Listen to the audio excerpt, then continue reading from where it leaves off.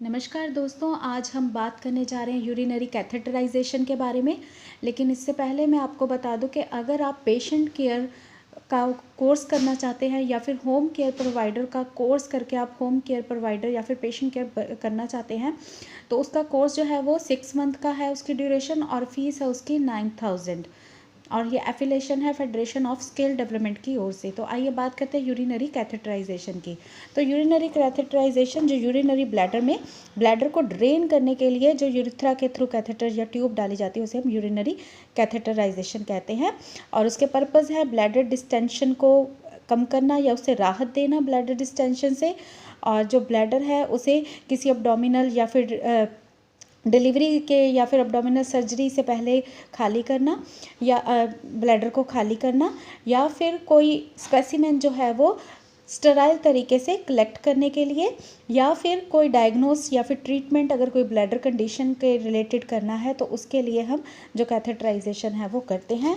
और इसे क्लिनिकली जो है वो यूजुअली परफॉर्म किया जाता है, यानी कि इसे क्लिनिकली किया जाता है। और अगर लॉन्ग पीरियड तक ये रखा जाए तो इसे इनड्वेलिंग कैथेटर या फिर उसे भी कहा जाता है। और इंडिकेशन इसके हैं अगर एक्यूट या फिर क्रॉनिक रिटेंशन, यूरिनरी रिटेंशन हो, कोई ऑर्थोपेडिक प्रोसीजर हुआ हो, यानी कि अगर कोई पेशेंट अपने बेड से नहीं उठ सकता, बेड रिडन क्लाइंट है, उसके लिए अगर बिनाइन प्रोस्टैटिक हाइपरप्लेजिया है, या फिर यूरिन इनकॉन्टिनेंसी है, या फिर कोई सर्जिकल इंटरवेंशन करनी है, या फिर प्रोस्टेट या फिर बावल की अगर कोई सर्जरी हुई हो, या फिर ब्लैडर से रिलेटेड कोई सर्जिकल प्रोसीजर हुआ हो। आइए अब जानते हैं इसके कॉम्प्लिकेशन के बारे में।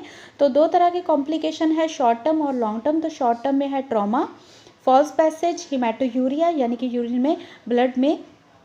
में ब्लड आना, यूटीआई यूरिनरी ट्रैक इन्फेक्शन, और लॉन्ग टर्म में है colonisation, urethral sloughing, malignancy, stone, haematuria, obstruction और स्ट्रिक्चर। और अब जानते हैं इसके साइज़ के बारे में।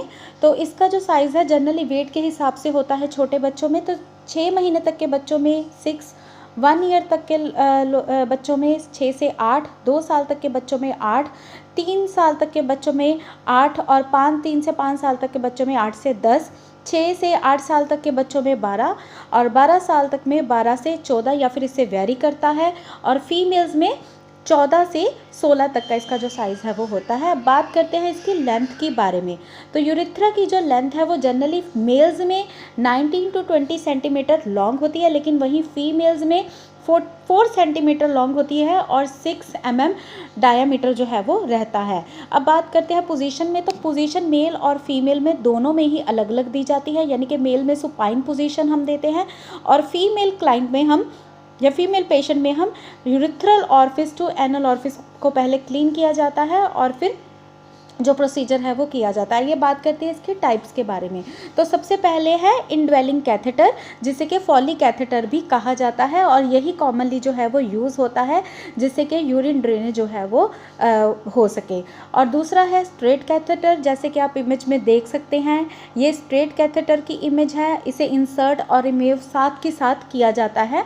और दूसरा है कॉन्डम कैथेटर, जो कि मेल्स में यूज़ किया जाता है, और ये सॉफ्ट प्लास्टिक और रबर शीट या फिर ट्यूब का जो है बना होता है, और इसके साथ एक यूरिन को कलेक्ट करने के लिए बैग होता है।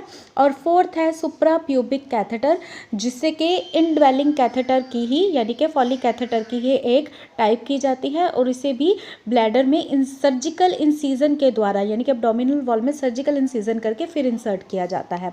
अब बात करते हैं कि प्रोसीजर के लिए हमें कौन से इक्विपमेंट्स की ज़रूरत है। तो सबसे पहले है, अगर आप फॉली कैथेटर इंसर्ट करने जा रहे हैं तो उसके लिए drapes, gauze, lubricant, antiseptic solution, sterile gloves, 10 ml sterile fluid, water filled syringe आपको चाहिए, कलेक्शन बैग चाहिए।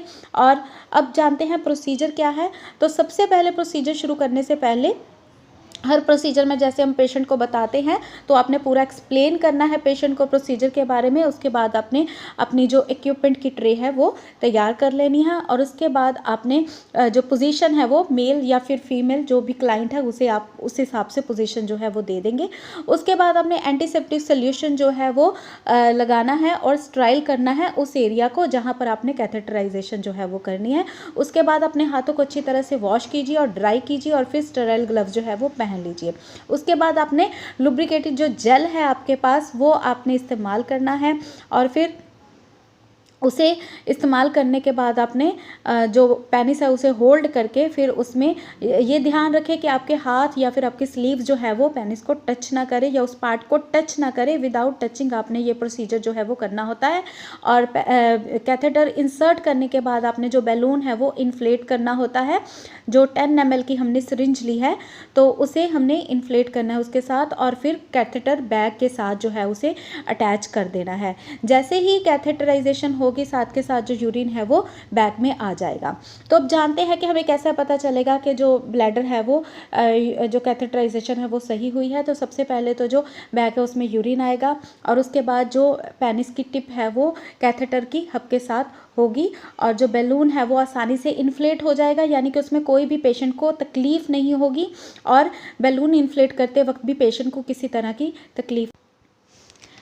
और जब कैथेटर है वापस पीछे को खींचा जाएगा तो पेशेंट को उसे एंड का पॉइंट जो है वो फील होगा, महसूस होगा उसके एंड का पॉइंट, और कैथेटर जो है वो आसानी से स्लाइड इन और आउट जो है वो हो सकता है। तो दोस्तों, और ये वीडियो सिर्फ एजुकेशन पर्पस के लिए आपको दिखाई जा रही है।